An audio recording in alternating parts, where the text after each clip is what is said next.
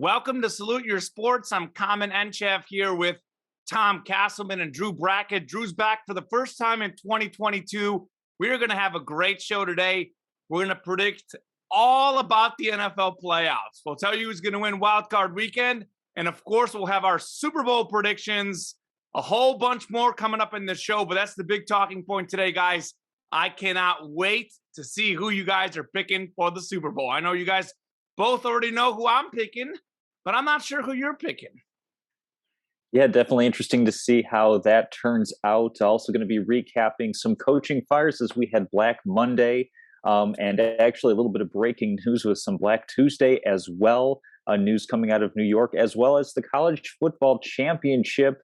A little bit of an upset, perhaps not in the betting world, but certainly in the public's eye of who the favorite is. Most people probably had the number 1 seed Alabama, but the Georgia Bulldogs coming up with a championship win. Will break that down as well. What maybe changed from SEC to championship? Looking forward to getting into it with you guys. Absolutely, and we'll start with the NFL playoffs, guys, coming up this weekend. Let's make some picks and analyze the matchups. We'll start with the NFC. Comment, who do you like? The Rams against the Cardinals. It's on Monday night on ESPN. Who do you like? Yeah, this is the first time ESPN is doing a playoff game on a Monday night. So really hyping up their Monday Night Football here. Really, to be completely honest, I picked this game first because I honestly have no clue who's going to win this game. I think this is the toughest game to predict all week, as hello to Drew's roommate in the background there. But I'll tell you, this is the toughest game to pick because I don't trust either of these teams. I don't trust either of these quarterbacks. I mean, these guys have exactly combined for exactly 0 playoff wins, the two quarterbacks. Matthew Stafford has struggled mightily in the playoffs when he's played. Kyler Murray hasn't played in the playoffs, but it seems like every time that he plays in a tough game, he always loses. He always doesn't play good. Almost all of his big games so far in his career, he has struggled a lot. So I don't trust either of these teams. They split the regular season meetings 1-1. The road team won each game. The Cardinals are like 8-1 on the road. They're way better on the road. The Rams are actually better on the road as well. They don't even have a home field advantage. If you watch that 49ers game, I caught the very end of it. The 49er fans were louder than the LA fans. Literally, the worst home field advantage in sports is either the Rams or the Chargers. So home field doesn't even matter in this game. So I don't even know what to predict here. I really don't. I'm just simply going to go with the Rams just because the Cardinals have lost 4 of the last 5 games to close the season. And the last time we saw these teams play, we saw the Rams winning. But I don't trust either of these teams. And I think they're both going to be one and done. This is it. One win for the one and done the next round. So whoever loses is done. The other one is 2 and done because I don't think either of these teams are getting anywhere close to the Super Bowl. That's for sure. Yeah, well, it's easy to look at the two quarterbacks and see a lack of a track record, a lack of a sample size on how they play in the playoffs. And what little we do have isn't great. But I think the one thing that you can match up pretty consistently or pretty well is the coaching. Sean McVay has gotten his team to a Super Bowl with Jared Goff of all quarterbacks as his quarterback. Kyle Shanahan, I think the farthest he's gotten was as the offensive coordinator in that infamous Atlanta Falcons New England Patriots Super Bowl. Shanahan's the Niners coach. It's Rams. I know, but I'm saying as I'm thinking of Cliff Kingsbury. I'm getting my quarterback gurus mixed up. Yes, my you apologies on that one. You're So even better then. Cliff Kingsbury hasn't really shown any great coaching chops at all. He's guided the Cardinals to the best record that they've had in a while at an 11-6 record. They faltered down the stretch, and we've seen a number of questionable decisions on his part. So McVay over Kyle Shanahan and McVay way over Cliff Kingsbury in this one. So give me the Rams at home. Okay. I do agree they have the coaching edge. I will agree with that for sure. And I agree that he's better than both of those coaches that you listed, even if they weren't on the right team. Correct. At first. Yeah. I know the Cardinals struggled with injuries at running back with James Conner and Chase Edmonds. I think that's going to be a difference in the game. I'm sure both will play, but they've been banged up all season. Meanwhile, the Rams, they get Cam Akers back. Sony Michel is a workhorse as well. So I think the running edge goes to the Rams. Probably trust Matthew Stafford a little more in his arm than Kyler Murray's, although Kyler obviously a very good young player. Mm-hmm. And then the wideouts, I mean, Cooper Kupp, didn't he set a single season record, or, he's one of the best seasons, definitely the best season of his career. So I like the Rams in this game, and I think they'll cover the spread. The Triple Crown, the third or fourth, I think, receiver ever to lead in all three categories, and two of them, I think, were tied in a certain category. He led in yards, led in catches, led in receptions. He was probably my MVP for the regular season. I know we're going to give it to a quarterback, but I felt that Cooper Kupp deserved the MVP in the National Football League. And yeah, I think he's the most trustworthy player in this game. I'll put it that way. I think Kyler Murray's got a host of talent. DeAndre Hopkins isn't playing in this game either, right? So he's out. Mm-hmm. So that also helps. I think the he'll Rams be back. case. Is he going to be back? I know that he was out for the rest of the regular season, but the expectation was he would be back. Okay, yeah, and again, that's part of the injury train, right? I mean, Hopkins has been kind of injured too all season. So shoot, even Kyler Murray has. I mean, we saw he's been playing hurt. Maybe that's why he's struggling lately. Yeah, I don't know who started for them. It was Colt McCoy. Yeah, I mean, at that point, that's an issue. So, and yeah, Colt I like McCoy the Rams. only had one loss. Most of these losses down the stretch have been with Kyler Murray playing. Yeah. But you bring up a good point. Is he playing 100%? Maybe he's not. Maybe that's part of the reason he struggled. Yeah, and, you got to like Cooper and Odell Beckham Jr., A quick injury update for DeAndre Hopkins. He could come off injured reserve in time for the NFC Championship game should the Cardinals advance that far, but he's not expected back before then. So yeah, I didn't think he's going to be out a little bit. Mm-hmm. Okay, so we're all on the same page in this first game. For the record, I think the Cardinals will cover that spread, but I don't feel confident enough. I'm not betting on that game anywhere, quite frankly, because I don't feel confident enough in either team as far as the spread goes. But I would lean Cardinals covering 4, even though I'm leaning Rams getting the dub. I think this next game, we might have some disagreement. We're on the same page on the first game, 49ers-Cowboys. That'll be a good game. By the way, the 49ers-Cowboys is the closest spread of all the games this weekend. Cowboys a 3-point favorite. The Rams are a 4-point favorite. All the other games are 5 or more points on the spread. Wow. That's interesting. Yeah, I think I can't really trust the Cowboys. My gut says the boys in this game, but shoot, it's hard to trust them. But I only give it to Dallas because it's at home. Yeah, I actually am going with the 49ers because my gut doesn't trust the Cowboys. I think the Cowboys are actually only marginally, say that right, Common. There you go. Good boy.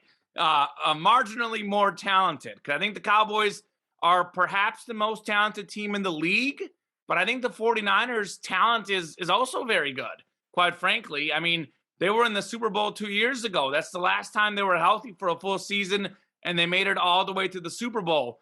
This season, they've dealt with injuries, but down the stretch, they've gotten healthier. They've got Deebo Samuel. They've got Jimmy G. They've got George Kittle. And those guys looked amazing against the Rams, and I simply trust the 49ers more in a tough game. I mean, the Cowboys have 3 playoff wins since 1997. Once the calendar struck 1997, they have 3 playoff wins. I know those are different teams, but I just there's something about the Cowboys in the playoffs that I don't trust. This 49ers team, they had 3 playoff wins alone 2 years ago, the last time they were in the playoffs. Maybe it was 2, but they've won more playoff games in the last few years than the Cowboys have over the last 25 years. So I trust them in a close game. I trust them in a tight game. I actually like Kyle Shanahan as a coach. I know he had the issues as the OC for Atlanta, but I actually think he's a good coach, Tom. I don't think he's as good as Sean McVay. I do think he's better than Mike McCarthy, though. I saw something interesting on ESPN. They were talking about how Mike McCarthy is actually the worst coach on his own team. They were saying that McCarthy's assistants are better coaches than him. And I know you won a Super Bowl with Aaron Rodgers, but hey, it's Aaron Rodgers. I don't trust the Cowboys. This game is a total toss-up. I think both of those first two games are total toss-ups. I picked those because I have little confidence in either team, but I just don't trust the Cowboys. The Cowboys should win, but I'm picking the 49ers. I like them better. I think they're more clutch, so I'm going San Fran to beat Dallas in an upset. Got to pick an upset wild card weekend because there will be at least one, if not two or three. So I'm going to pick my spot in this game and pick a team that's been in the Super Bowl in the last few years. Only 3 teams have been in the Super Bowl in the last 2 years because, the Chiefs made it both times. It's the Chiefs, the Bucks, and the 49ers. So I'm going Niners, getting the slight upset road win in Dallas. By the way, Dallas was worse at home this year than on the road. San Fran better on the road than at home. 6-3 road record for San Francisco. That's the interesting thing about both of these first 2 games we talked about. Home field advantage, even though both teams have actually had road field advantage, all 4 teams in these first 2 matchups. I think as far as the coaching point on McCarthy goes, I think it's more damning to say he only won 1 Super Bowl with Aaron Rodgers as his quarterback. Certainly, I think, could have won at least 1 more. But as far as this game goes, I'm actually going with the Cowboys on this one. I'm going with the home team. And I am more than confident in making that pick. I'm going to put the proverbial money, the monopoly money, where my mouth is a little bit later on in the show. I feel very good about this Dallas team. I think they're pretty complete as far as being able to run the ball, pass, and their defense is capable of making some really big plays. And we know that Jimmy Garoppolo is not always the most steady of quarterbacks. He can make a big mistake here or there. And as we've seen multiple times this season with this Dallas defense, they can capitalize and they can score themselves. I think that, certainly San Fran has great talent with George Kittle, Deebo Samuel on that side of the ball, and their defense is very well coached. But I like Dallas just a bit better to win this game on Sunday, or is it Saturday? I think NFC Saturday. It's Sunday. Sunday. One more real quick point. Jimmy Garoppolo has the 3rd best winning percentage of any quarterback in the NFC. Better winning percentage in his career than Dak Prescott, Matthew Stafford, Kyler Murray. It is, of course, a team game, but Jimmy Garoppolo has won everywhere he's gone, and he's consistently steady. He gets a lot of touchdowns, very few turnovers, and I think he would have better passing numbers if he actually played in a more passing offense. He plays in a running offense in San Francisco, despite those good targets. So Jimmy Garoppolo, to me, is the most underrated quarterback in the National Football League. So I'll throw that out there just so you guys know. Put some respect on Jimmy G's name. Yeah, that'll definitely be an interesting game as we'll move on to the final NFC game. Common, sounds like you already know who's going to win this one. Eagles and Bucks, Sunday, 1:00 Eastern. Who do you have? Well, I've got the Eagles covering. I'll tell you that much. I do have the Bucks winning the game, but it's wild card weekend, so the underdogs have been winning games outright and covering outright all season. So I actually think this game is going to be a lot closer than most people think. I think it's going to be within a touchdown for sure. It's going to be a 1-possession game, as it was last time these 2 teams played. Granted, the Eagles did score in garbage time to get a cover, but I think Tampa Bay is going to win. Yeah, Tampa has Tom Brady. He has the most playoff wins of all time. Jalen Hurts is playing in his very first career playoff game, and we're still not sure about him as a passer. I know he's a great runner, but you know how well the Bucks stop the run.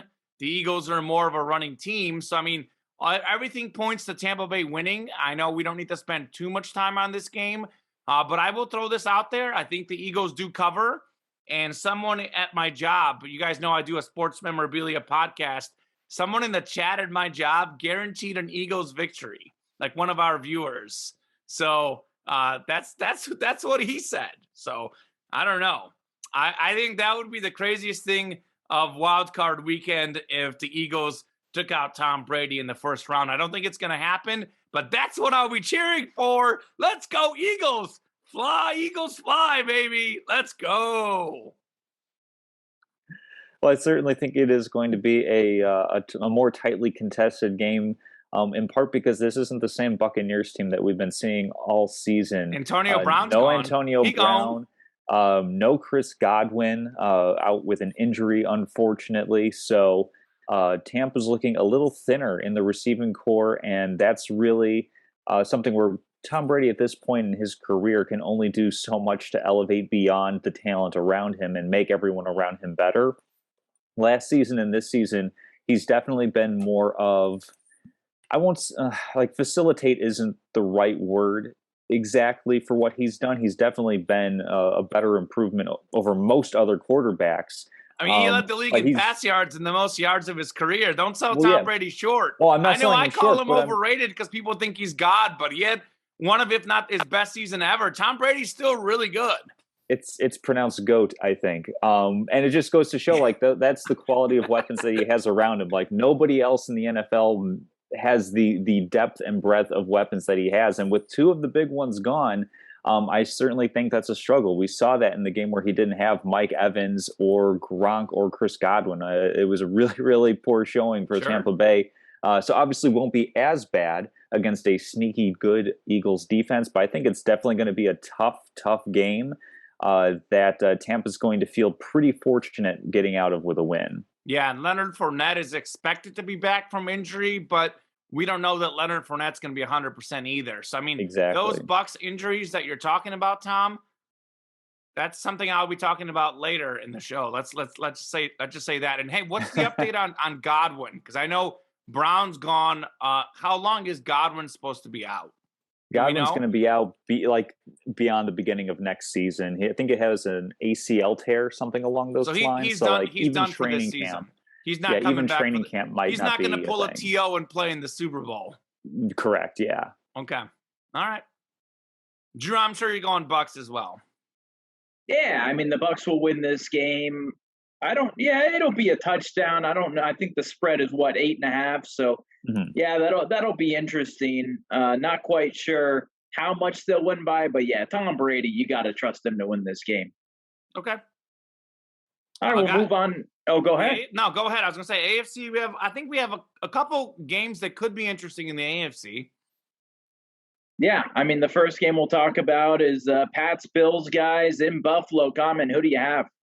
Yeah, this is round 3. Pats Bills round 3. Just like the Rams and Cardinals, division rivals, each splitting a game, each winning on the road. That's the theme this year. I mean, how much does home field advantage really matter?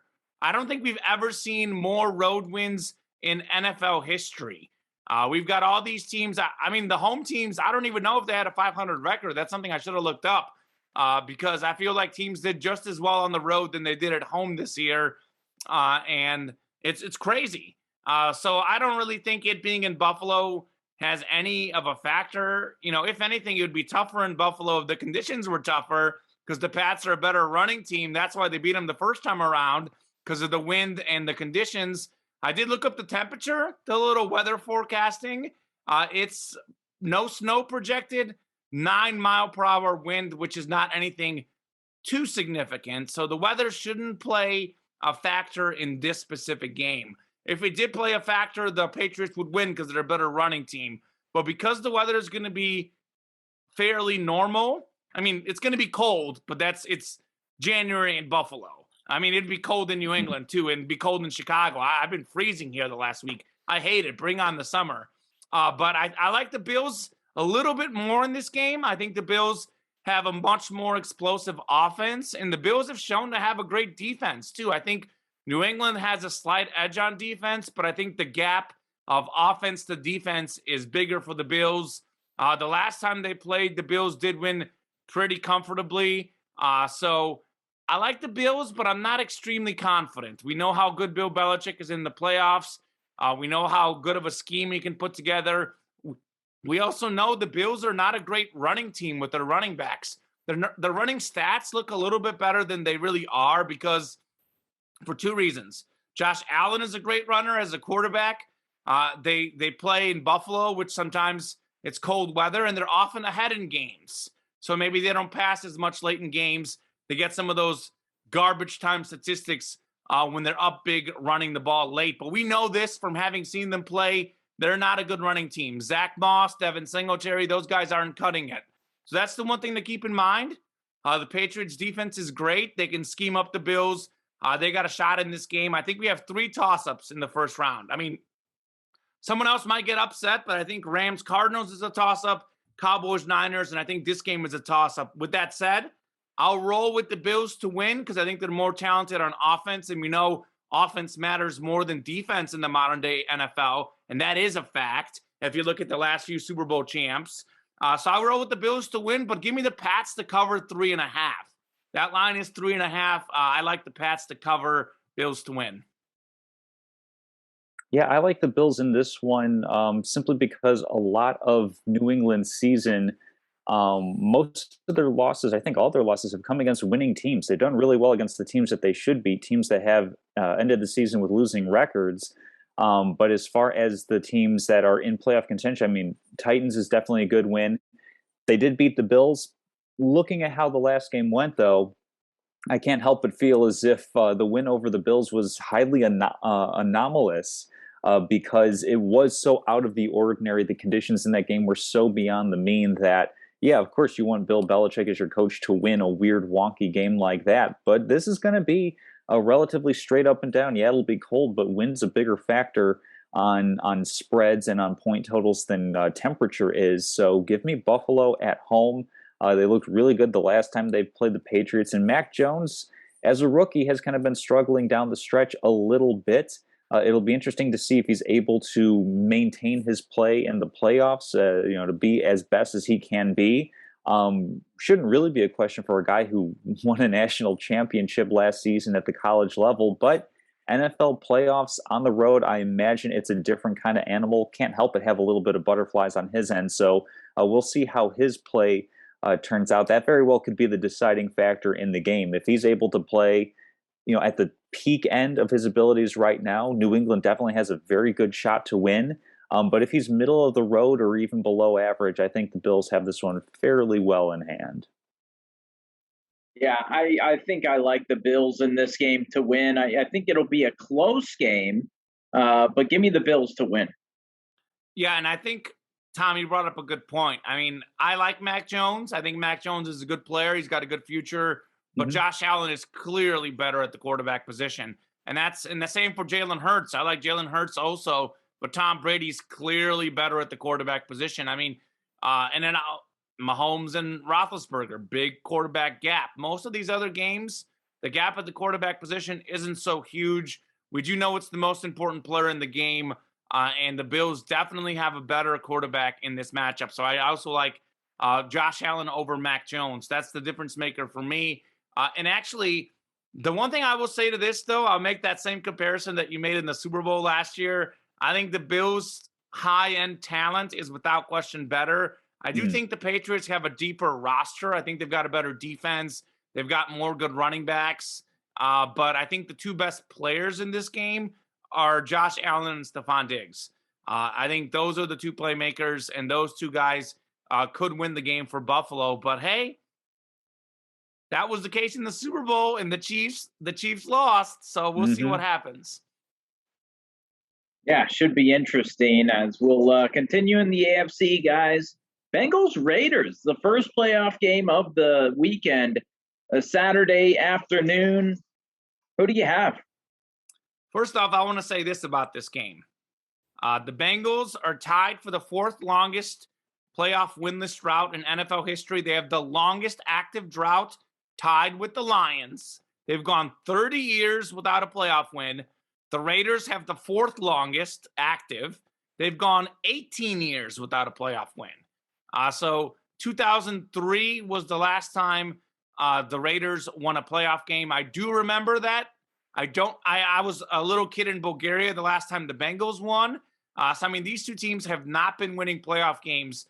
So no matter who wins this game, this will be historic for the franchise. Derek Carr has never played in a playoff game. Think about this. He's been in Oakland, 6-7 years?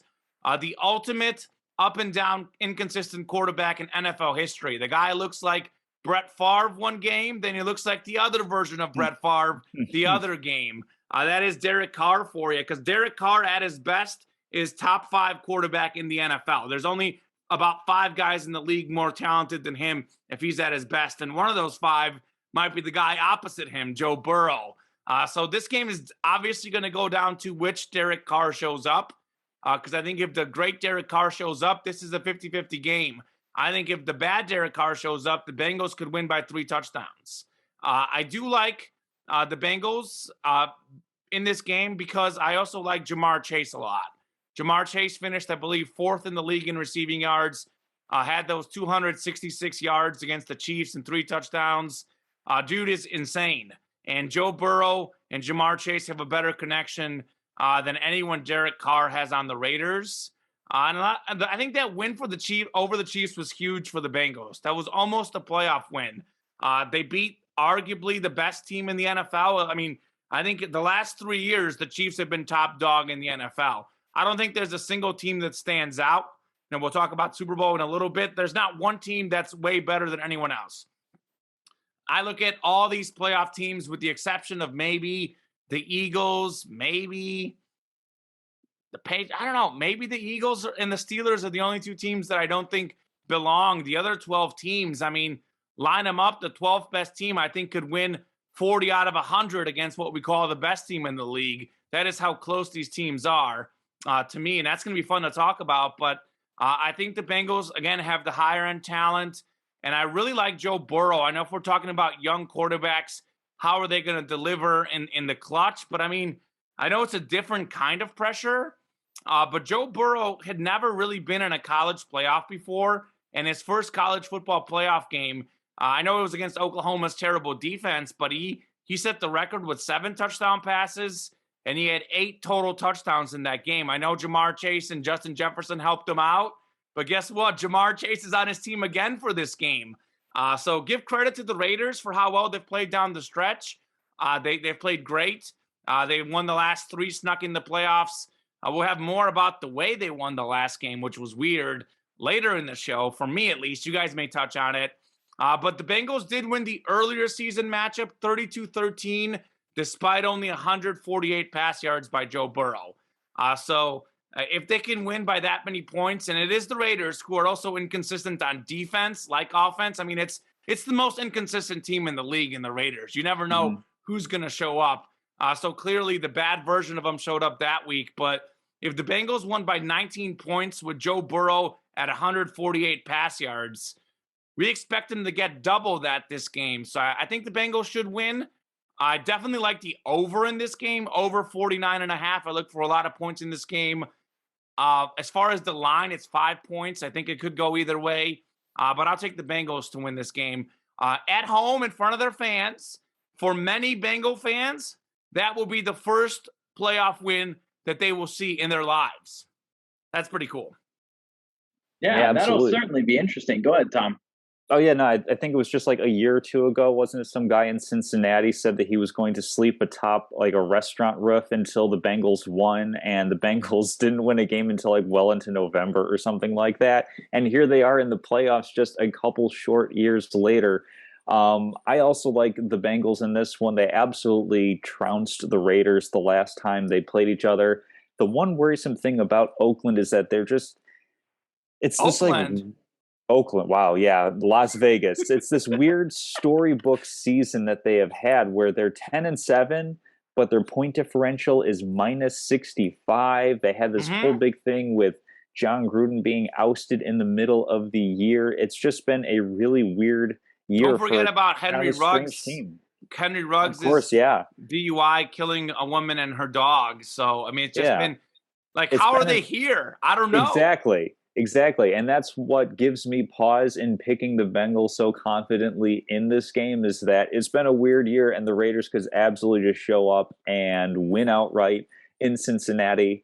But I mean, what's not to like about Joe Burrow and Zach Taylor, the job he has done bringing this team around, and their front office as well, going in big time on offense, getting Joe Burrow, T. Higgins, Ja'Marr Chase at the top of the past couple drafts.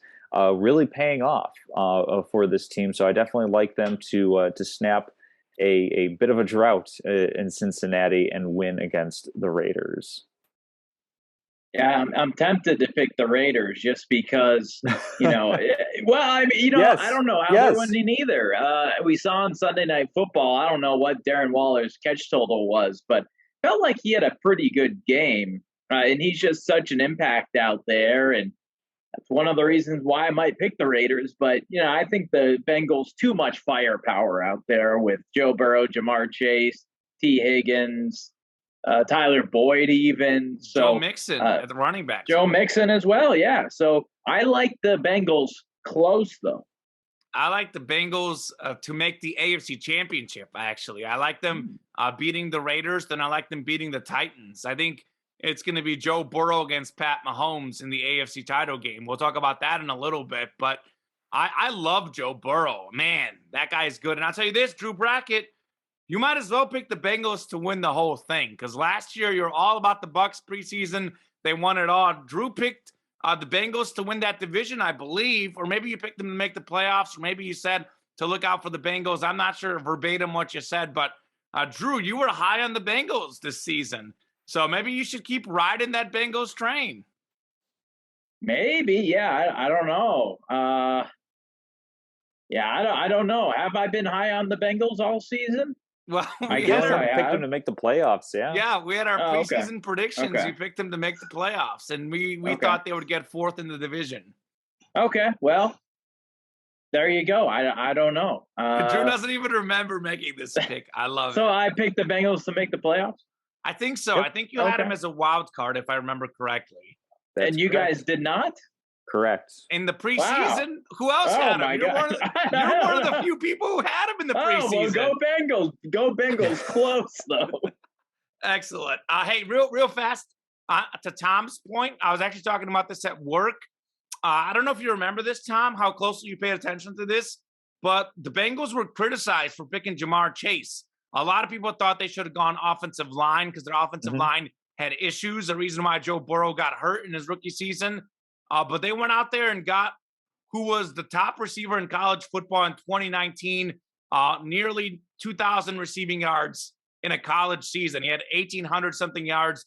Biletnikoff Award winner despite having Justin Jefferson on his team, which is crazy to think about. He sat out last season to get ready for the NFL. So it's crazy how talented he is. And that decision that they made to get him was a good one. Absolutely. All right, I guess we'll move on to the next game. Chiefs Steelers. Come and let's hear about the Chiefs. Well, I love the Chiefs. And here's why I love the Chiefs. I actually haven't watched as much NFL in years past because I work Sundays. I actually worked Sundays at my previous job, but the previous year I was unemployed. So I was watching tons of NFL. This last season, started my new job right when week 1 of the NFL started. So didn't get a chance to watch as much football as I have in years past. But I watched the Chiefs-Broncos game Saturday. I listened closely to what the announcers were saying, and they were right. They said that the Chiefs have adjusted to the NFL. Here's why the Chiefs struggled early this season. The NFL said, we're not going to let you beat us deep. We're tired of these Mahomes bombs to Tyreek Hill. It's just not going to happen. And it will happen once in a while because those guys are that good. But they were going to put 3 back, 3 deep, double team Hill down the field. We're not going to let that happen. And Mahomes kept trying to make it happen the first half of the season, a.k.a. why he had more interceptions. The second half of the season, as I said they would when they had a bye week, as I said, Andy Reid will sit them down. The Chiefs have more yards per play than any team in the NFL, longest drives in the NFL. They have more plays per drive average. Part of that is because they score a lot. They're top 5, both in yards and points, but they're patient. And I saw that in that Broncos game. Mahomes took the short passes. He took the dink and dunks. He found Travis Kelce when he needed him. And that's the Chiefs have adjusted to the rest of the league. Just like the league adjusted to the Chiefs early on this season, the second half of the season, the Chiefs adjusted to the league. They can now beat you by throwing short. They can beat you with Nick Bolton, former Mizzou Tiger, who I used to interview every week. Great kid, Nick Bolton, 3-star recruit out of high school. He was on the practice team his rookie year, his freshman year at Mizzou on the practice squad. He wasn't even talented enough to be a player as a freshman. He was on the practice squad because he was a 3-star recruit. Drew Lock used to go up against them on the practice squad. And guess what? Nick Bolton came up with the game-winning play, a scoop and score. The Chiefs have proven to me that they can win with defense and offense, and they can win without bombing the ball down the field.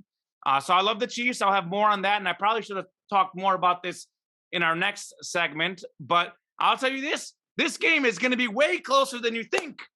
The Steelers will cover 12.5 points. It's wild card weekend. I'll have a theme in my locks of the week. I'm going to pick almost every single underdog to cover the spread. In fact, I probably would pick every underdog to cover the spread, but I won't have all of them in locks of the week. I think Pittsburgh is an upstanding organization. Mike Tomlin has never had a losing season. Ben Roethlisberger is clearly past his prime, but he's a little bit better than people think at the moment. He's a great leader. It's an experienced Pittsburgh team. They have a lot of pride. They lost big against the Chiefs last time, but guess what? They'll make adjustments. I like the Chiefs to win this game. 12.5 point favorite, biggest spread of the weekend.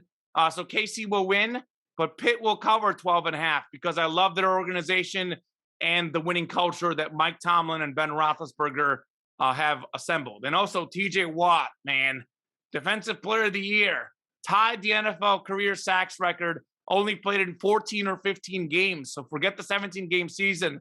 Mm-hmm. He was hurt and missed a couple games this year. So give me the Steelers to cover, the Chiefs to win. Yeah, I like the Chiefs to win outright as well. Just a huge, huge talent gap as far as the quarterback position goes.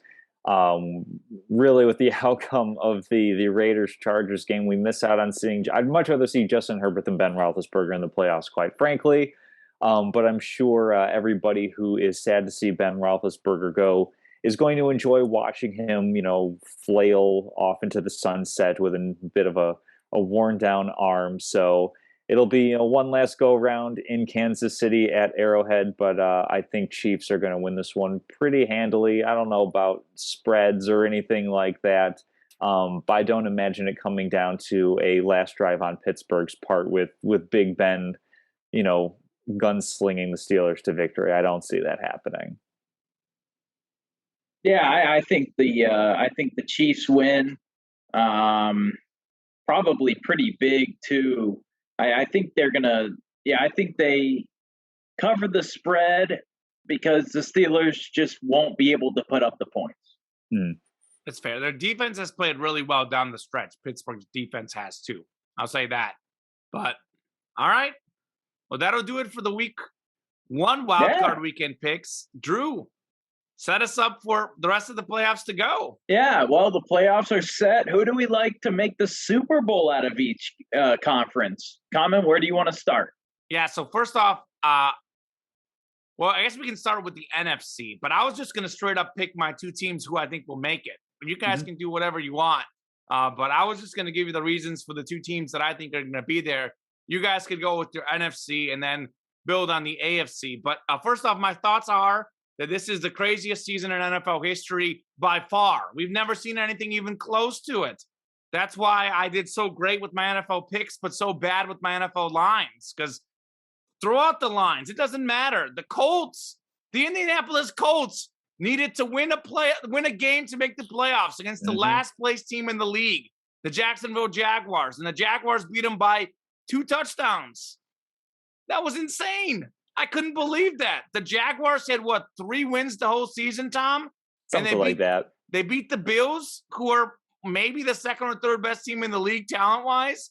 And then they beat the Colts in a must-win game for Indy. So, I mean, it's a crazy year. So I want to preface this by saying that there is not a single team winning the Super Bowl that would surprise me. All 14 teams that are in the Super Bowl, all 14 have a legitimate chance to win. And I don't think I've ever said that before going into a playoff. I'm going to have to make arguments. So for the sake of argument, I'll make my arguments here. So I'll tell you this. These are the quarterbacks who have 0 playoff wins in their career. Matt Stafford, who's played in several playoff games. I think he's 0-3. Kyler Murray, Joe Burrow, Jalen Hurts, Derek Carr, Mac Jones. Those 5 have never even played a playoff game. So Derek Carr's teammate at once, but he was hurt. So those 6 have no playoff wins. Of those guys, the one guy who I would trust to deliver in the playoffs is Joe Burrow, because he's a guy who just beyond delivered in the CFP semis and national title game, and he's cool as ice. There's just something about Joe Burrow. He's got the it factor. Those other guys, I don't trust one bit. Matthew Stafford's been terrible in his playoff games. I know he plays on the Lions, but quite frankly, the Lions' issues have been the running game and the defense. He had Calvin Johnson in those playoff games he played, and he still threw the ball over, threw it to the other team, cost them a game. I mean, he was so bad in the playoffs that the Cowboys beat him in the playoffs with their defense. So I just don't trust any of those guys. Dak has one playoff win. I don't trust the Cowboys. So that group of 6, 7 guys I listed is the group that has to prove it to me. I want someone to prove it to me before I trust them. So I eliminate all those teams, with the exception of maybe Joe Burrow. Keep him in mind because I love him. The group of guys who are washed up is Big Ben, and he, quite frankly, plays on a team that is just not great. They shouldn't be here because the Chargers and Raiders should have tied. The Steelers' defense hasn't looked great this year either. They look great down the stretch, but Pitt has not been great this year. So they're the one team who would surprise me the most if they win. Them and the Eagles, I would say. But so I don't like them. This is the list of quarterbacks and teams that it leaves who have multiple playoff wins and the really good teams in the league. Pat Mahomes, Tom Brady, Aaron Rodgers, Josh Allen, Jimmy Garoppolo, and Ryan Tannehill are the other 6 quarterbacks left. Even though I like Jimmy G, even though I think Jimmy G is the most underrated quarterback in the league, I think we can agree that Jimmy Garoppolo and Ryan Tannehill, who has been underrated in his own right, are not on the same level as Josh Allen, Patrick Mahomes, Aaron Rodgers, and Tom Brady. So that leaves me with 4 teams. It leaves me with the 4 teams who were in the conference title games last year. It leaves me with the 4 teams who I think are probably the best 4 teams in the league. I think the Cowboys are up there talent-wise, but again, I don't trust them at all. So I'm just going to go ahead and do it. I'm going to pick the rematch. I still don't trust the Packers and what they have around Aaron Rodgers. Every time Rodgers doesn't play, they lose, it seems like. Heck, even when they take him out early out of games. I know they took out a lot of their other starters, but guess what? The Lions beat them the last week of the season. It looks very different when Rodgers isn't in there. And I think that doesn't show up as much until the conference title games, which they've lost the last 2 in a row, by the way. Rodgers has only played in 1 Super Bowl. So I like the Chiefs back there. I think the Bills still need a running game to help duel them out. So I like Chiefs Bucks rematch. And this time around, I'm picking the Chiefs again. I think the Chiefs get it done this year. I think they replaced their offensive line from last year. They saw the issue in the Super Bowl. Fresh offensive line that looks much better. They've adjusted to the NFL. They're willing to do the short passing game to win. Their defense has gotten much better. And the Bucks, as you mentioned, Tom, are going to be without Chris Godwin, without Antonio Brown. Leonard Fournette's banged up. Rob Gronkowski's banged up. So Antonio Brown was a huge part of their Super Bowl win. It was Antonio Brown, Rob Gronkowski, and Leonard Fournette who led the way in that Super Bowl. Well, one of those guys is gone, and the other 2 are going to be playing possibly hurt. So give me the Chiefs. Kansas City, run it back. I picked the Super Bowl rematch in the preseason. I'm picking it now, and I'm picking the Chiefs to win. That's my thought. That was my whole long spiel. You guys can go now. Well, I like how the theme has been the proverbial the year of the upset. I know we're a little beyond a calendar year, and yet it's chalk, a rematch of last year. Chalk it up, baby. I am going to go crazy. I'm not going to do a huge breakdown on all of them. I'm just going to go round by round leading up to the Super Bowl winner. Okay. So we already talked about round 1. Give me Bengals over Titans in round 2 in the divisional round. Give me the Bills over the Chiefs on the road. We already saw this happen earlier this season. That's not going to happen. The Bills have specifically constructed their team, their defense in particular, to frustrate Mahomes, to counteract the Chiefs' offense. So give me the Bills winning on the road. Give me the Rams over the Packers in Lambeau. Give me the Cowboys over Tampa. Rams versus Bills for the Super Bowl. and Rams winning it all. This is, upsets everywhere. This is almost what I had preseason. I had Rams over Chiefs, but this time I'm going with Drew Brackett's preseason pick with the Rams over the Bills in this one. Drew doesn't even know what his preseason pick was. That's why I mention it, for his edification. News to me. All right, real quickly before Drew goes, I'm going to change my pick because you're going Rams all the way. No, first game pick. I picked the Rams to beat the Cardinals. I'm now going to pick the Cardinals to beat the Rams just to spite you. But go ahead, fine. Drew. Wow. What was my pick, Tom? I believe your preseason was Rams over Bills. Done. Yeah. So it's funny. It's funny. I was gonna take the Bills, and then I was just gonna go. Well, the Packers are pretty. They're the top seed. So I was gonna go Bills Packers. But I'll do the Rams Bills. Sure, absolutely. Rams Bills, and Rams win. So you guys both have the Rams winning the whole thing, and you both have Rams Bills. Yep. Yeah. Wow. Okay. All right. Well, I'll have the Rams out. None of this is going to happen, but that's okay. That's all right. So I'll give you a quick rundown of who I'm cheering for. So first off, I'm cheering for no team in the NFC to win it. Like, I almost regardless, I want the NFC representative to lose the Super Bowl because I'm not fired up about any of these NFC teams. I don't have any special allegiance to any of them. If I had to pick one team in the NFC who I would cheer for, it would probably be the 49ers because I think Jimmy G is underappreciated.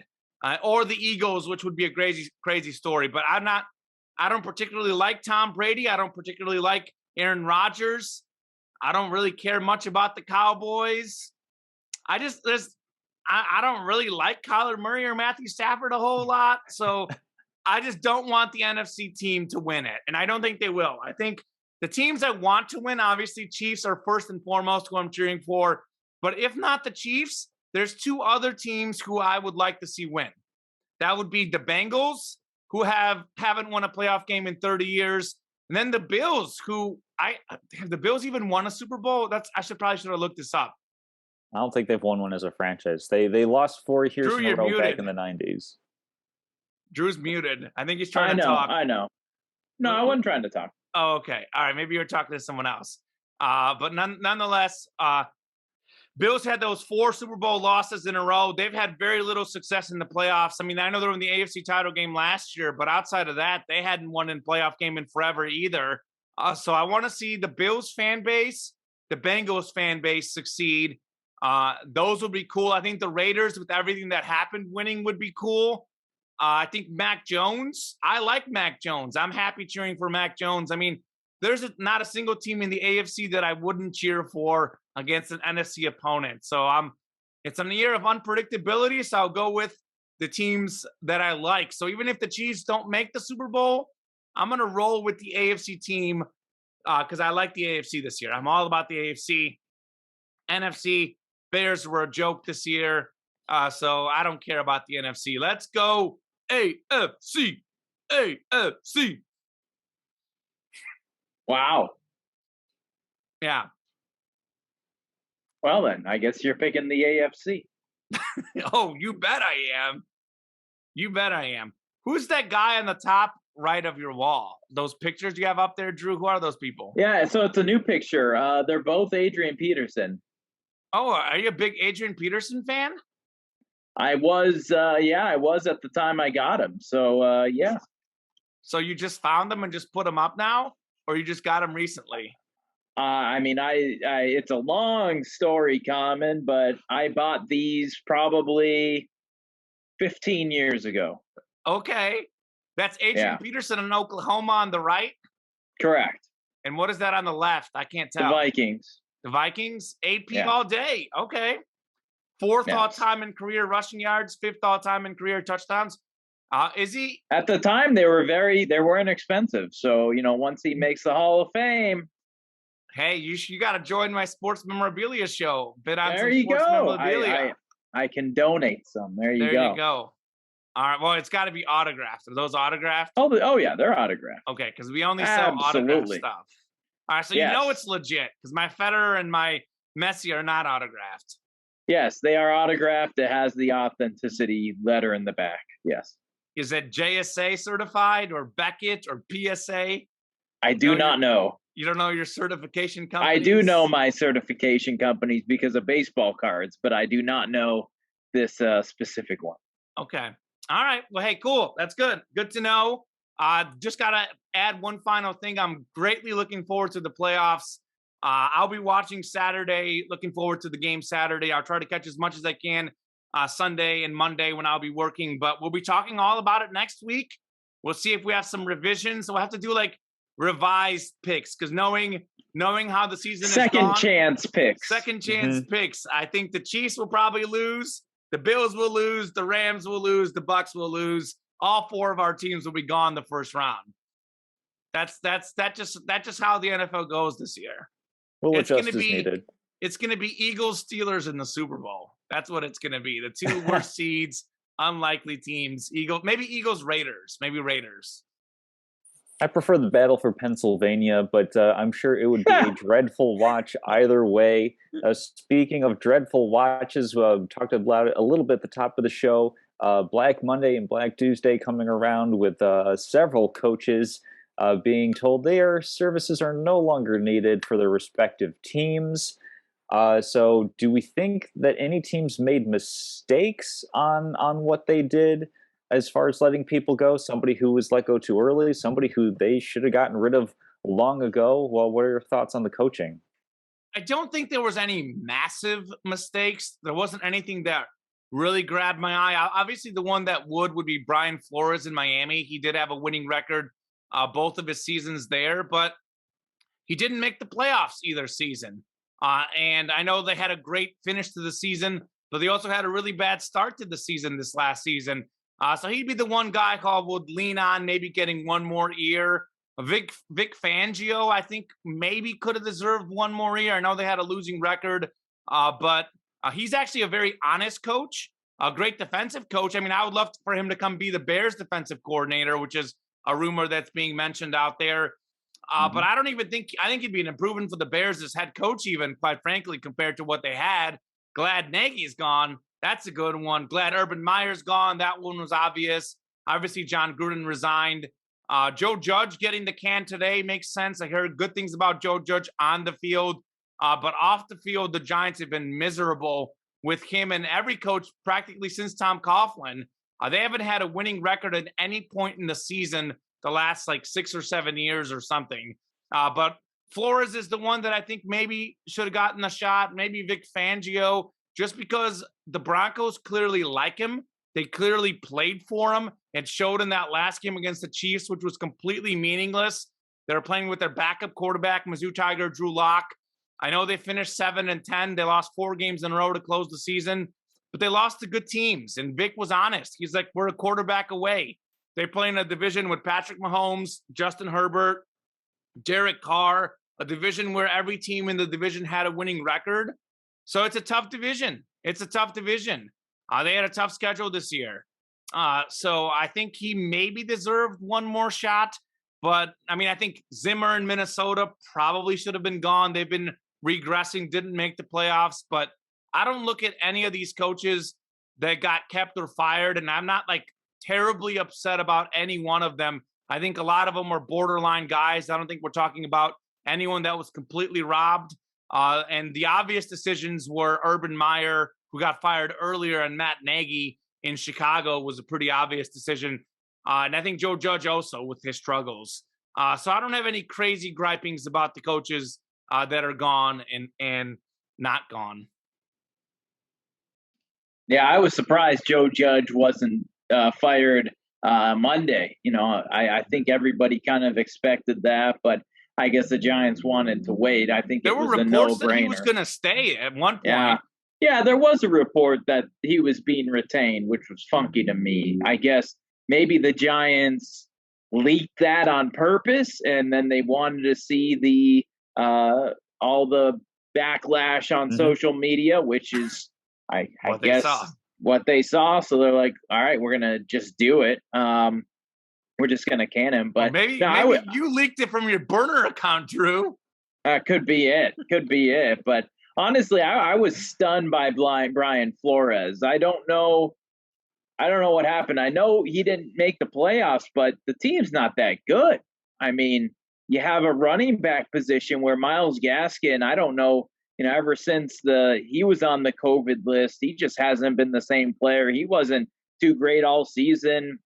I mean, a talent out of Washington. I think I have high hopes for him later in his career. But, Tua's a great player. The wide receivers are good. They were hurt this season, though. So kind of unlucky, but they won, 8 of 9 or something? To close the season, yeah, correct. Yeah, I mean, I was pretty shocked that he was fired. Yeah, it's a slight surprise. I did read about it. The reports are that he kind of has burned bridges with the GM. Yeah, and that they went through several offensive coordinators. They don't like the direction that he's going with on the offensive side of the ball, which, by the way, is why Joe Judge was almost kept in New York. Apparently, Joe Judge is a class act, one of the best people in sports, and I know that goes a long way. He was very much liked by the players, the organization, and he's a guy that comes from a special teams background. So, I mean, he maybe just isn't the right guy for the head coaching job, but, like, how you get along with those around you matters. And that's why Joe Judge kept his job as long as he did, and that's why he almost kept it. Reports that I read is that Brian Flores didn't have the best relationships with people around the organization. Maybe he rubbed them wrong, and that would be like the reason why he would go, because, hey, you're doing all right, but you're not making the playoffs. If we don't like you, why should we keep you type deal? Exactly. Yeah. Brian Flores was the surprising one. Of course, reading those reports you were talking about after he was let go, certainly one of the rare head coaches, I think, that could just immediately hop into another gig with some other team. Definitely had good bona fides coming out of New England as a defensive coordinator for Bill Belichick. And then, as you said, taking a pretty much mediocre team in Miami and putting together some pretty decent seasons. Not enough, of course, to make the playoffs, but certainly enough to be competitive. Certainly enough to defeat his mentor 4-2, I believe, was the overall record between Flores and Belichick. So I think he certainly has the opportunity to get another head coaching gig pretty much right away, because the talent is definitely there. And of course, with these reports that get leaked about, him having a contentious relationship, who does that really benefit? Is it really as one-sided as it seems? Sure, maybe the GM is the problem there. Exactly, like it could be that sort of thing. So I don't is put the same too guy much. that wanted Deshaun Watson, by the way. Keep that in mind. Yeah, I'm not putting so much into that. Like, I don't doubt that there was some strife there, but I don't necessarily. I don't lay that all on the coach's end. Is what I'm saying. So I think he can easily get hired by someone else. That's why he got fired. Yeah, though. yeah. So I mean, because obviously, like, I don't know whose fault it is. We're not close to that situation, but if your boss doesn't like you, whether it's fair or not, you're going to go. Exactly. Exactly. So that's just how it works. I'll tell you this: Miami has a freakishly good record against the Patriots, even with Tom Brady. Tom Brady, like, rarely won in Miami. Like, his record at Miami was really bad. So something about the Dolphins. I mean, Brian Flores has done a better job than most, but the Dolphins seem to have always had the Patriots number in recent years. Mm-hmm. So, anyways, I guess that's it for NFL, right? NFL. Yeah.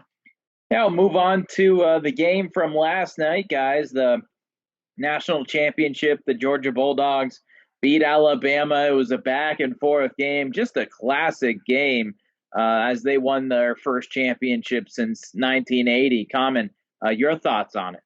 Yeah, first off, I had Alabama winning. I don't know if I would have revised my pick when their receiver went down. They already had one receiver gone in Mechie, and then they had their other guy, Jamison Williams, go down with injury. I will say this: their passing game and their red zone attack was already struggling before he went down, but they were winning at the time that he exited the game, and they lost ultimately. So I do think injuries had a part to do with it as far as the turnaround from the conference title game to this game. Obviously, Alabama was without one of its two-star receivers the whole game, and then the second-star receiver got hurt. When did he get hurt exactly, Tom? Like second half, third quarter, halftime. Yeah, like late. Yeah, I think it was late second quarter. Yeah, like, late second. Like yeah, so he missed the entire second half though, because I think he came out out of the locker room. So and they were up. What was it, 9-6 at halftime, or what was the score? 9-6. Yeah, 9-6 at halftime. So I do think obviously they didn't. Their defense is what faltered in the second half, which was crazy to see. I mean, Georgia did get a pick six for one of the touchdowns. But I think the two receivers being gone did hurt Alabama. I think if they were both healthy, I think Alabama would have held on. But the ultimate difference was Georgia in the red zone and Georgia avoiding big plays for touchdowns. Alabama had less pass yards than last time, but they still had a decent amount of yards in the game, over 300 pass yards. But they had 6 trips inside the 30-yard line, not necessarily inside the 20, but the 30 is practically the 20. 6 trips. They had 4 field goals, a missed field goal, and 1 touchdown. So, I mean, Alabama normally 6 trips, maybe they get 6 touchdowns or 5 touchdowns and a field goal. That's what, 38 points. Instead, they got 4, and actually they went for 2 and missed it. So they got 4 field goals, 12 points plus 6, 18 points in those 6 trips. They would normally get close to double that. So that was the difference in the game. Alabama converted or didn't convert when they got close. And that's kind of their issue, is that their running isn't as good as it used to be. They beat teams with deep plays over the top. And once they got inside the 30-yard line, Georgia was not going to let them get in the end zone. The only time they did get in the end zone was actually off a Georgia turnover. So Alabama didn't really have a single sustained drive where they went all the way for the touchdown. So that was the difference. Big plays. Georgia kept the big plays when they got close, and the injuries for Alabama did ultimately hurt them. Shout out to Stetson Bennett. He played really well. I questioned him on this show. He didn't have to go over 300 pass yards to win, though, which was even more impressive in what it says about Georgia's performance as a whole. Absolutely, yeah. I mean, the biggest difference between SEC championship and national championship was Georgia's defense looked like Georgia. They had a couple busted coverages that led to touchdowns for the Crimson Tide. I mean, they swapped pick sixes from SEC championship game to this one. So those plays are so anomalous. I don't necessarily count those as being, something like, they're not something you can typically count on as far as the game goes. So taking those out, I mean, the biggest difference was Georgia said, you can get, as close to this goal line as you want to. We're not going to let you cross it. And that's the biggest difference. Thou really shalt enjoyed. not cross. You shall not cross. No, really liked the first half. It was a nice throwback to that 9-6 LSU Alabama I missed game the first a couple half. years ago. I watched most of the second half. It was really, really intense going back and forth. And yeah, Stetson Bennett didn't have to be a superstar. He just had to be, just good enough, and almost wasn't. That fumble play in the third quarter was absolutely something where I'm sure Georgia fans thought, oh no, this is where it's fourth quarter. Fourth quarter, thank you, was fourth quarter. And it was, that was early fourth quarter. Alabama was leading in the fourth quarter in that game. That's what was crazy, that Georgia brought it home. They were already up 1. Yeah, absolutely. So I'm sure that play, given how the game was going to that point, everybody felt, okay, this is where the Tide is going to score a touchdown on a short field, and Georgia has not demonstrated enough to get back. But sure enough, Stetson Bennett on a free play just happens to throw like the most perfect pass that he can,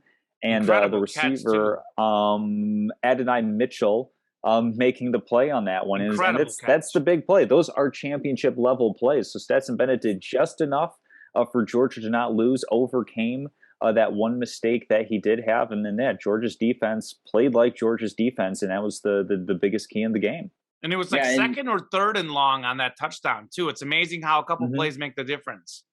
Go ahead, Drew. And I think they had just had a penalty or something to move them back a little bit. But so Bama was trailing by 1, not up by 1, and then they got that fumble, that crazy fumble recovery, which the player who recovered it just kind of lackadaisically touched the ball off the bounce, and his toe was in by a blade of grass. I mean, you just can't make this up. And of course, Alabama scores after that. And if you're a Georgia fan, you're just like, That's what it. is going on? You can't script, you can't make this up.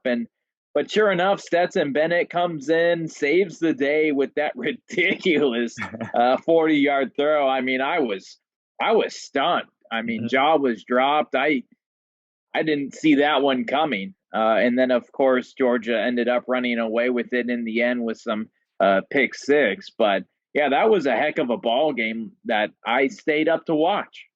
Oh, you stayed up. That's pretty good. And was it not 18-13 Alabama in the fourth? I know Yeah, it early in the was. fourth, I Oh, think. absolutely. With 10 minutes to go. Yeah, 18-13 Alabama. I thought it was over. me too. I was like, here's That's why Alabama my jaw. again.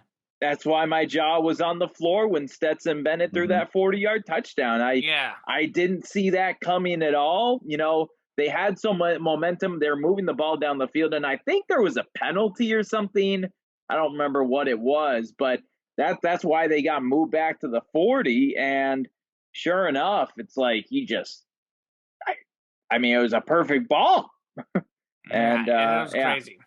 Two but yeah, interceptions for Bryce Young, too, mattered. Georgia came up with the turnovers. I mean, obviously, it was a closer game than the score indicated because Alabama was going in for trying to get the game tying score, pick six, game tying score, and 2-point play they would have needed. But still, Mhm.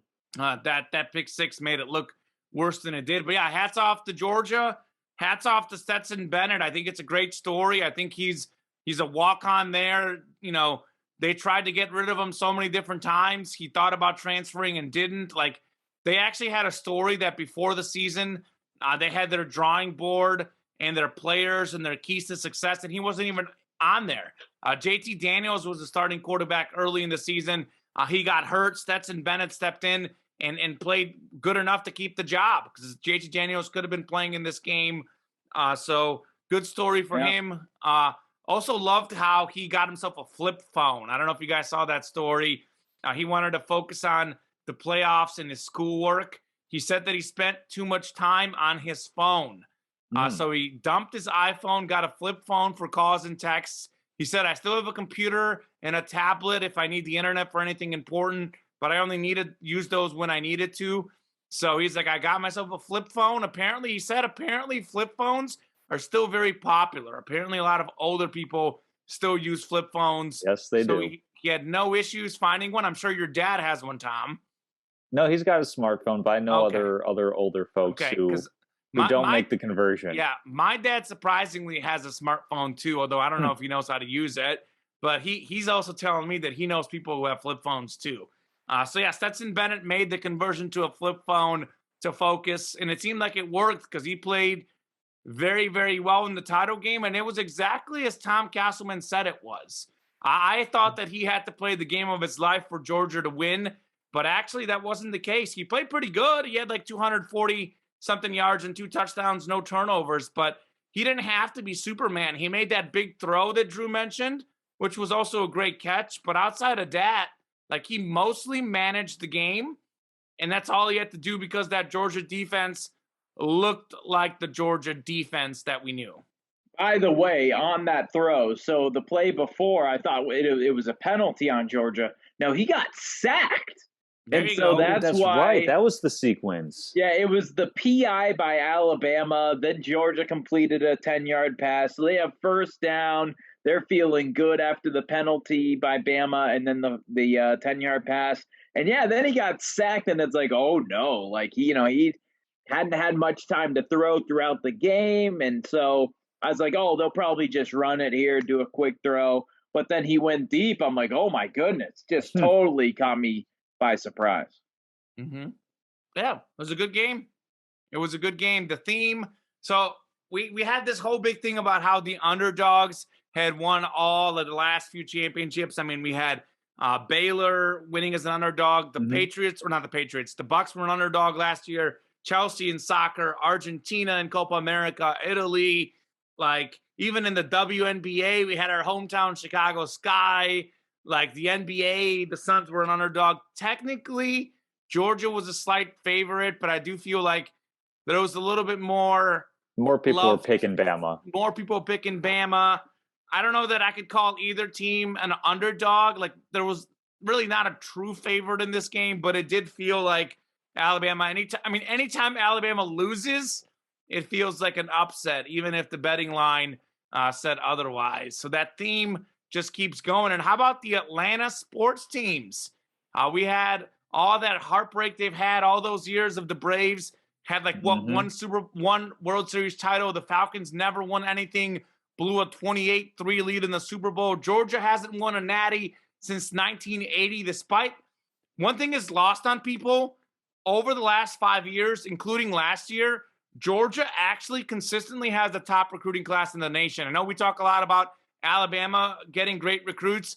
Alabama's consistently ranked number 2. I don't know how closely you guys follow this, but Georgia's had by far the best recruiting class in the nation over the last 5 years by a good margin. They had one of the all-time great recruiting classes this last year. So by talent, Georgia actually should be the number 1 team in the country. Alabama typically finishes second in the recruiting ranks or third.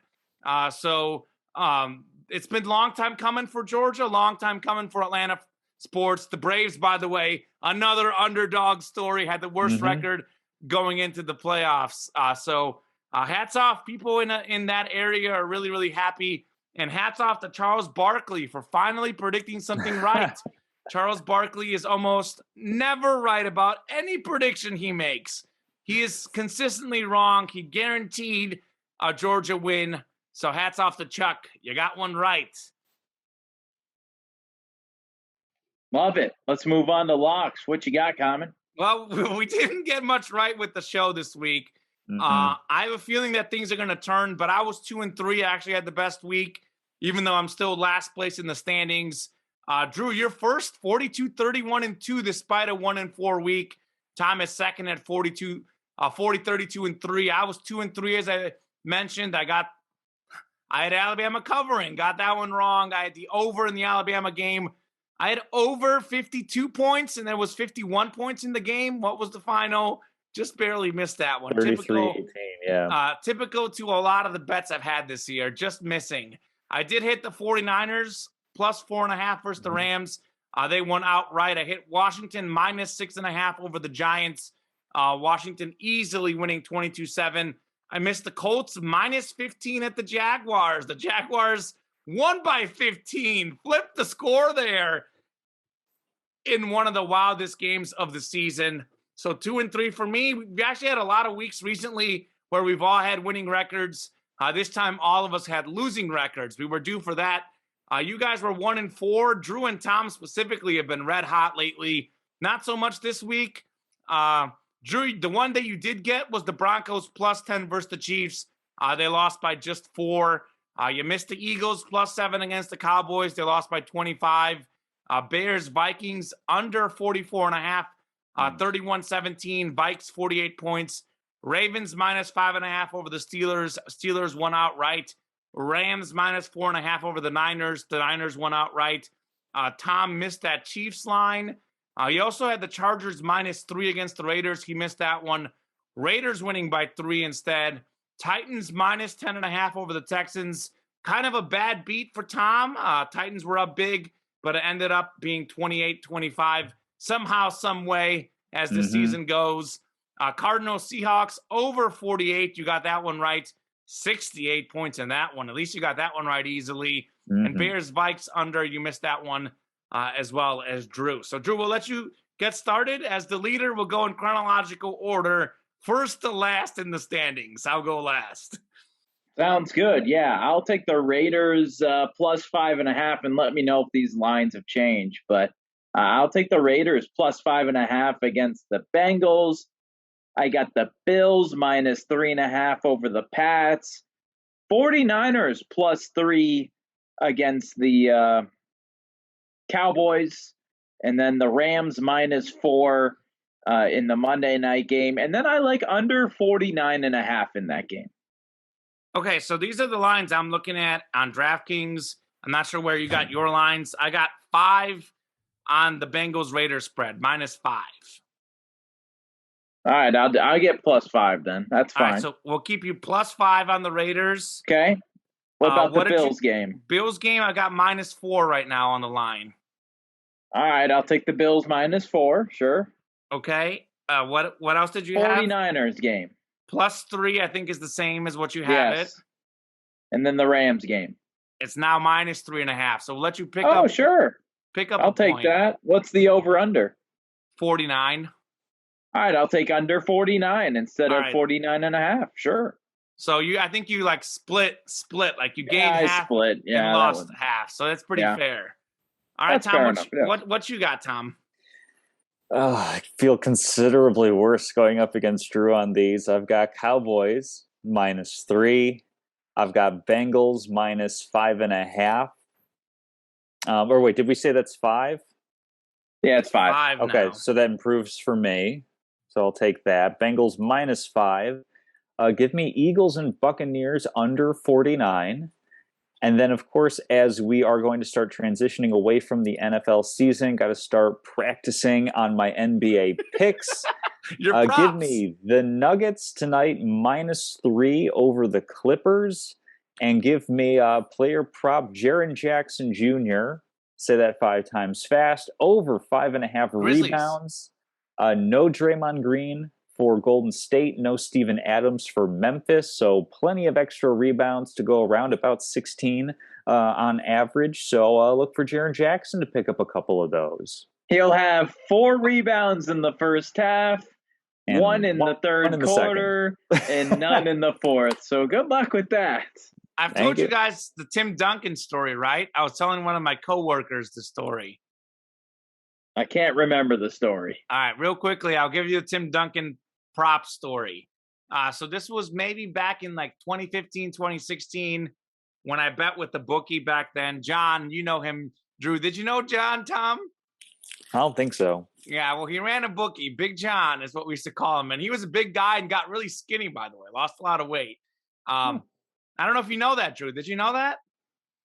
No, I didn't know that. I don't know if you're friends with him on Facebook. No. By the way, he conveniently stopped his book before I was going to drop $500 on the Broncos to beat the Panthers in the Super Bowl, and then they did. That was horrible timing on his part for me, maybe not for him. But nonetheless, back then I bet an NBA prop. This was maybe Tim Duncan's last season ever, or second to last, and I'm not 100% sure on what the number was. I know I missed it by half a point, so I'll just throw it out there. It was something like 19.5. It was roughly around there. I don't remember the exact number. Might have been like 22.5. Maybe something like it was points and rebounds combined. So let's just say 19.5 is what I'll go with. I missed it by a half point, but he basically had, let's say it's 19.5. He had something like 8 points and 4 rebounds the first quarter. He was at like 12. After the third quarter, he needed a half more. He was 1 away, so needed 1 more point or 1 more rebound to get me the cover. And it was part of like some crazy 6-way parlay I made to chase. I put down like $25. It was going to pay out to something like $1,500, something like that. 6-way parlay. I hit the first 5 legs of this parlay. Tim Duncan was my 6th in this parlay. Needed 1 rebound or 1 point in the fourth quarter. Spurs were up like 6 or 8 points after 3 quarters. They sat him down to start the fourth. I'm thinking it's a close game. They got to put him in. Just got to get one more rebound or 1 more point. I'm tracking the game. It's like, oh, crap. Here they go. Now they're up 14. They go on a run. Now they're up 15. Keep in mind, Tim Duncan's like old at this point. Needless to say, the Spurs got out so big early in the fourth, he never even went back in the game. Didn't even get a chance. Half point away from like $1,500. Tim Duncan. There you go. There you have it. Hate to see it. Anywho, my locks of the week. This is what I'm rolling with. Bengals, Raiders, over 49.5 points. Last time they played, Bengals won 32-13. We had 45 points last time, but we only had 148 pass yards from Joe Burrow, 215 from Mr. Carr, Derek Carr. I actually had David Carr written in my notes. How about that? It's Derek Carr, not his brother. So talented quarterbacks that played bad, and we still had 45 points. I look for us to hit 50 or more in this game. I like the Steelers plus 12.5 against the Chiefs. I know the Chiefs beat them by 26 last time, but I talked about this on our game predictions. I think the Steelers are a class organization. I think their defense is playing great. Mike Tomlin, Ben Roethlisberger, they're going to have them ready. They're going to make adjustments. I mean, 12.5 is a huge spread for a wild card weekend. I mean, it's wild card weekend. It's wild. I expect a lot of close games. This one is going to be closer than people think. Chiefs will win, but Steelers will cover. Sticking with that point, I like the Eagles to cover 8.5 against the Bucks. They lost by 6 last time they played. I know they got a garbage time cover, but that's probably what they'll do again. You know, lines aren't about when you do it. I think the Eagles cover. They keep it close to keep it competitive. A lot of injuries for the Bucks. Jalen Hurts is rested. He'll be ready. I like the Eagles covering 8.5 despite losing. And I'm sticking with the theme. I'm rolling with the underdogs covering the lines. The underdogs have won so many games outright this year. Just ask the Jacksonville Jaguars, ask the New York Jets, ask the Houston Texans. So even though I'm picking a lot of these teams to lose, I'm going to pick them to cover, and then I know one of them is going to somehow pull off a win anyways. So I'm rolling 49ers +3 against the Cowboys. I believe Tom and I are on the same page. Drew and I are on the same page. Tom is opposite. So the entire show has a stake in this game. So this will be the game to watch this weekend. I like the Niners +3. They were in the Super Bowl 2 years ago when healthy. The only reason they struggled last year and struggled early on in this season is injuries. Well, guess what? They've got Jimmy G back. They've got Deebo Samuel back. They've got George Kittle back. They just played the Rams in a must-win game. They battled back. Had they lost that game, San Francisco would have been going home. Instead, they're in the playoffs. They're 6-3 on the road. That's a team that I trust much more in a tight game. The Cowboys have They've won 3 playoff games since 1997. So give me the Niners to cover 3 points. I still think this game is an absolute toss-up. I did pick the Niners because I want to have fun and pick an upset. But with the 3 points, I feel pretty good about it, at least covering, if not winning. And then I'm rolling with more underdogs. Patriots +4 at the Bills, even though I picked the Bills outright. I love Bill Belichick, man. Bill Belichick is a playoff master. He wins a lot in the playoffs. He has a great defense. He's going to find a way to scheme up Josh Allen. He's going to make life difficult for him. I'm not sure who's going to win the game, but it feels like a field goal type game. So with the 4 points, I like the Patriots covering in that game. There you go. All right, looking forward to it. It's going to be fun. Wild card weekend, one of the best weekends of the year. It's kind of like March Madness opening round weekend. The NFL, with all the upsets we've had this year, wild card weekend is a weekend that typically has upsets in it already. So just fingers crossed. Eagles, baby. Let's get them, Philly. Knock off Tom Brady. Let's go. Fly, Eagles, fly. Let's move on to trivia. I'm hoping for I've the had Eagles. too much Eagles talk here. All right. I'll keep the trivia themed. By the way, Tom Brady, I think, is 15th all-time on this list. 15th all-time. Speaks to how great he is, but yet how overrated he is, which is crazy to think about that Tom Brady is arguably the greatest football player of all time, and he's still overrated because people think he's so much better than everyone else, when I think, if anything, he's slightly better or in the league with others. So Tom Brady's 15th all-time in career passer rating in the playoffs. 15th all-time for Tom Brady. Patrick Mahomes is 5th. Who is first all-time? Career playoff passer rating. What quarterback is number 1 all-time? I'm going to pull up the list right now so I can look at all the names. What are we naming, top 5? No, we can name top 5 if you want. I'm looking for the number 1 guy. I'm guessing you guys aren't going to get him. In the playoffs. Yes. Patrick Mahomes is 5th. Tom Brady is 15th. Is it Nick Foles? That's a good guess. Nick Foles is number 6 on this list. Elway? John Elway is nowhere near this list. Is there like a minimum requirement on this list? Let's see. Not Aikman. Oh, I'll tell you the guy who's first. I wonder what the minimum requirement is on the list. I'll tell you how many games the guy who's in first played in the playoffs. He would have played quite a few, though, I imagine, this guy who was in first. Okay. No, I said Peyton. Peyton Manning, not Peyton Manning. No. Sorry. I didn't maybe hear you there, like Steve Young.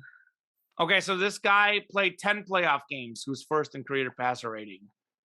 I wonder if that's the requirement, because I think most of these guys had to have played close at to least 10 games. Okay. Kurt Warner? That's a great guess, Tom Castleman. Kurt Warner, number 2 all-time in career playoff passer rating. Number 2 all-time. Tom's doing good. He got Nick Foles at number 6, Kurt Warner at number 2. The guys who's in third and first are surprises. I don't think you guys will get who's third either. So it's not like Dan Marino or Troy Aikman Nope. in Montana. Troy Aikman isn't even first among Cowboys. Tony Romo's first among Cowboys. That makes sense. Oh, like surprise. Like Favre? maybe Not Brett Favre. Michael Vick? No. I bet you it's 10 games because the guy who's in third also played 10 playoff games. I wasn't sure had he played 10. The guy Russell who's in Wilson? Not Russell Wilson. He's Oh, that's a 10th good on guess. this list. That's a good guess. The guy who's 7th is also a surprise. The guy who are first, third, and 7th are pretty big surprises. Nick Foles also at 6 is the guy who's in 11th is a shocking surprise. Because Never would have guessed if you play this. 10 games, you're making the playoffs a lot. Joe Or Flacco? you had- Joe Flacco is 16 on this list. At least 10 playoff games. I don't think Colin Kaepernick played. You know what? Maybe there's not a requirement because the guy who's 11th has only played in 6 playoff games. But I'll tell you this: the guy who's in first has played exactly 10 playoff games. Same for the guy who's in third. So they've had Lamar Jackson. No. Ryan No. Tannehill. No. Hold Not on. I'll give you a clue. The guy who's in third is still active. The guy who's in first is nowhere close to being active. Roethlisberger. Not Roethlisberger. So, guys 3 through 6 are all active. Guys 7 and 8 very recently retired. 9 is Breeze is 8. 9 is a guy that I'm surprised Rivers? you guys haven't guessed. Eli Manning.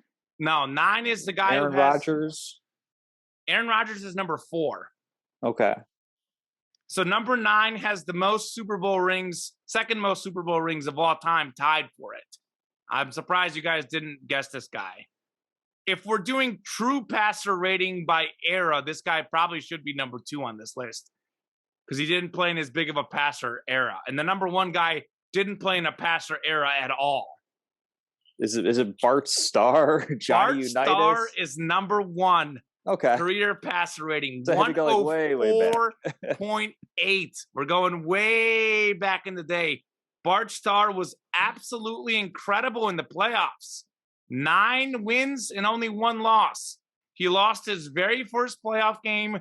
And then, of course, the Super Bowl, before the Super Bowl, we had the NFL championship or whatever. So he was winning that before the Super Bowl came around. So Bart Starr is 9-1 in his career in the playoffs. He has 15 touchdowns and just 3 interceptions. So best passer rating of all time, Bart Starr. I'll give you the rundown of some of these other names, some of the notable names. So Bart is number 1. Kurt Warner's number 2, which Tom got right. Matt Ryan, number 3. Aaron Rodgers, 4. Patrick Mahomes, 5. Nick Foles, 6. 7 is Alex Smith.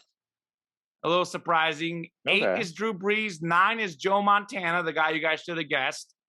10 is Russell Wilson. 11 is Mark Sanchez. I knew he was on that list somewhere. I almost said his name. Ken Anderson, the Bengals quarterback. Last time I believe that they were winning playoff games, maybe, is number 12. Tony Romo, 13. Joe Theismann, 14. Tom Brady, Joe Flacco, Troy Aikman, Cam Newton, Josh Allen, Eli Manning, followed by Peyton Manning, 20 and 21. Actually, technically, at 19 is a three-way tie with Josh Allen, Eli Manning, and Peyton Manning. Then we have Kaepernick, Roethlisberger, Favre, Steve Young, and then we're at 25 at that point. Yeah. So pretty interesting. And Dan Marino Absolutely. all the way down to 42. So, That's a and John surprise. Elway at 38. That speaks to maybe some interceptions that they threw in the playoffs. Probably, yeah. Oh, Elway definitely. Elway won 2 Super Bowls. So that was my trivia. I don't know if you guys had any trivia today or not. I have a baseball one, but it's evergreen, so we can go ahead to salutes and statements if we have them. Sure. What do you got, Drew Brackett? Go ahead, Tom. So my salute is going out to Rachel Belkovic. I knew it. I She knew has it. been promoted to a manager at the New York Yankees low A minor league affiliate, the Tampa Tarpons. She's had probably, a better resume than a lot of people who would be getting this position. She's been a strength and conditioning coach since, I believe, 2012. I think she started with the Cardinals. Most recently, in 2019, hired as a hitting coach in their organization. So she becomes the first female manager in Major League Baseball, even though it's at the minor league affiliate. So certainly interesting to see how she is going to be taking over that position and where her career path goes from there. If maybe, double A, perhaps triple A, maybe even Major League at some point in time. Is a former softball player, has all the bona fides as far as experience goes. So it'll be interesting to see how this turns out. Good to see somebody who's qualified get the position regardless of their gender. Yeah, I actually had that written down myself. You pretty much covered it, but I also knew, I was like, well, I'm not sure if Drew's going to look this up, but if Drew looks it up, he'll definitely do her. But Tom, I'm like, I saw it. I was like 90% chance Tom Castleman brings Oh, this up absolutely. for this segment. So you got me covered. My statement of the week, as well as that salute that I was planning on doing myself, which you pretty much covered. Really cool to see a female who obviously deserves this position get her chance. Really, really like that. But as far as statement of the week, it's gotta be that Brandon Staley cost the Chargers a chance to make the playoffs. I have absolutely no idea why he was calling timeout late in that overtime. You guys know this. If that game had ended in a tie, both the Chargers and Raiders would have made the playoffs. Steelers not getting the playoffs spot. Raiders making a last-second field goal to knock off their division rival and knock them out of the playoffs. The scenario was like late in the game, Raiders reports were that they were going to kneel and run out the clock. In fact, one of the players even told the Chargers players supposedly that's what they were going to do. It's not 100% certain what they were going to do. We can't say for sure, but they were definitely talking about running out the clock. And the clock was running, and this was with less than 2 minutes left. Raiders near midfield. I have no idea why the Chargers were calling timeout because a tie did them no good. I know Staley justified it by saying that, oh, well, they were going to run the ball, and we thought that their running game was, looking really good. We want to put our best defensive players in the game type deal. It's like with how little time is left in the game, like there was no reason to do it. You weren't going to get the ball back. Your only hope was the hope for a turnover. So I don't know. That timeout didn't make sense, and I do think it cost his team the game. I mean, I didn't stay up for this one. Of course not. But no, I wasn't up. But so wasn't it going to be like a long field goal though? Well, so wasn't it like third down? It was third down. So it would have been a really long field goal. Like a 57-yarder or something. And the Raiders... It's not that long. Well, the Raiders were going to kneel instead of missing this field goal and giving the Chargers a chance to do a Hail Mary. So had the Raiders kneeled and run out the clock, the game would have ended in a tie and the Chargers would have made the playoffs. Instead, he called timeout. The Raiders ran the ball, picked up a first down, and called the timeout with 2 seconds left. Where at that point, heck, they got to attempt a field goal because even if they missed, they're in the playoffs. They win the game, and they knock off the opponent because a tie would have put the Chargers in the playoffs. I mean, at that point, you want the clock to run out. They're not going to get the ball back. If best case scenario, he calls timeout. They stuff him. They get the ball back with 10 seconds left. I know his reasoning was that the Raiders were going to run the ball and he was afraid they'd pick up the first down. Well, they did anyways. But at that point, if you're looking for a tie, it's in your best interest for that clock to tick as much as possible. And it was crazy because I like Staley. I think he's a good coach. He's done a good job for the Chargers. But what's that saying? Chargers gonna Charger. This was the most Charger way to not make the playoffs. What should have been a tie, instead you get a last-second loss. I mean, nobody's trying to play for a tie. I know what the scenario was, but it's not like the Raiders want the Chargers to make the playoffs. They don't. But there was reports that the Raiders were going to run the clock out. Well, sure, the players are going to say that after the game. They knew, but were they actually going to do that? Nah, they would have kicked the 57-yard field goal and said, blank you, Chargers. Well, that, and as the Raiders, would you rather go for the tie and go to Arrowhead Stadium for your first playoff game, or would you rather go to Paul Brown Stadium for your first playoff game? They've done pretty bad against the Chiefs. I don't think like the kneel down, let's go for a tie motive was there for the Raiders from like the coaching perspective. But I certainly, I think it was some change in personnel that I saw on Twitter where they highlighted it's like, hey, here's like the linebacker that goes out and the safety that comes in. And I think it was that safety who actually missed a tackle or blew an assignment that led to the Raiders getting a sizable gain. So that definitely played a big role. And let the clock go, man. Like you need it to tie. You need to have Las Vegas as like disorganized as possible on that end. And quite frankly, I mean, the Chargers defense has just not been good against stopping the run all season. So you kind of just like let the clock roll and hope to sweat it out for a win. So yeah, I do think calling the timeout was a mistake, even without the narrative that I don't think is actually there. I don't think the Raiders are actually going to go for like a gentleman's tie. I'm just saying at that point, regardless of what they were or weren't going to do, we can't say for sure, although there are reports saying that that's what they were going to do. They were ready to kneel and run the clock out. I think it's in your interest for that clock to run as much as possible. Absolutely. Because they had no chance to win. Their only hope was a tie. That was it. The only funnier thing that could have happened was if that kick was blocked and returned all the way. Then it was going to be Raiders going to Raider instead of Chargers going to Charger. Because Tom and I talked about this game last week. I, for the record, picked the Chargers to win, but I picked the Raiders to cover +3, which they did, because I had no idea what was going to happen in this game of two teams that are just crazy. Like, how can you find a way to mess up the game? And it's like, and I said it, Tom, I previewed it properly. I said that they're both going to try to way to mess up the game because the Raiders were up 15 with like 6-7 minutes to go in the game. I mean, the Chargers got a last-second touchdown to send the game to overtime.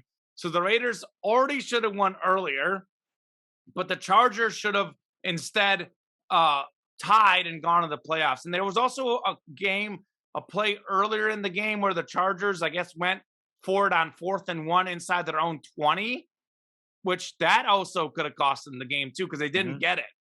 So I don't know. Crazy has been the theme of the NFL season. That's why I'm hoping the Eagles are going to fly and beat the Bucs. That's what I want.